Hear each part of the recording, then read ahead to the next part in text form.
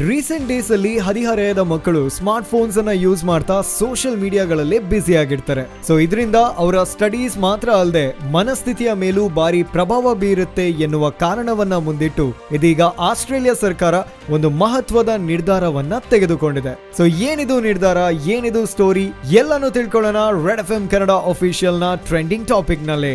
So ಇದೀಗ Australia ಸರ್ಕಾರ 16 ವರ್ಷದೊಳಗಿನ ಮಕ್ಕಳಿಗೆ ಸೋಷಿಯಲ್ ಮೀಡಿಯಾ ಯೂಸ್ ಮಾಡೋದನ್ನ ಬ್ಯಾನ್ ಮಾಡಿ ಮಹತ್ವದ ಆದೇಶವನ್ನ ತೆಗೆದುಕೊಂಡಿದ್ದಾರೆ. ಅಂಡ್ ಈ ಕ್ರಮಕ್ಕೆ ಆಸ್ಟ್ರೇಲಿಯಾದ ಜನತೆಯಿಂದ ಪ್ರಶಂಸೆಗಳು ಕೂಡ ಹರಿದು ಬರ್ತಾ ಇದೆ. ಸೋಷಿಯಲ್ ಮೀಡಿಯಾ ಮಕ್ಕಳ ಮೇಲೆ ಭಾರಿ ಪರಿಣಾಮ ಬೀರ್ತಾ ಇದೆ ಹಾಗೂ ಹಾನಿ ಮಾಡುತ್ತದೆ. ಅತಿಯಾದ ಸೋಷಿಯಲ್ ಮೀಡಿಯಾ ಯೂಸ್ ಮಾಡೋದ್ರಿಂದ ಮಕ್ಕಳ ದೈಹಿಕ ಮತ್ತು ಮಾನಸಿಕ ಆರೋಗ್ಯದ ಮೇಲೆ ಅಪಾಯಗಳು ಕೂಡ ಕಾಡುತ್ತಿವೆ. 16 ವರ್ಷದ ಒಳಗಿನ ಮಕ್ಕಳ ಒಂದು ಜೀವನದಲ್ಲಿ ಎದುರಾಗುವ ಬದಲಾವಣೆಗಳು, ಅನುಭವಗಳ ಮಧ್ಯೆ ಸೋಷಿಯಲ್ ಮೀಡಿಯಾದ ಹಾನಿಕಾರಕ ವಿಷಯಗಳು ಅವರ ಮಾನಸಿಕ ಆರೋಗ್ಯಕ್ಕೆ ತೊಂದರೆಯನ್ನು ಉಂಟು ಮಾಡಬಹುದು. ಹೀಗೆ ಎಲ್ಲಾ ವಿಷಯಗಳನ್ನು ಗಮನದಲ್ಲಿಟ್ಟುಕೊಂಡು ಈ ಕಾನೂನು ಜಾರಿಗೊಳಿಸಲು ದಿಟ್ಟ ಹೆಜ್ಜೆ ಇಟ್ಟಿದ್ದೇವೆ ಎಂದು ಆಸ್ಟ್ರೇಲಿಯಾದ ಪ್ರಧಾನಿ ಕೂಡ ಹೇಳಿದ್ದಾರೆ.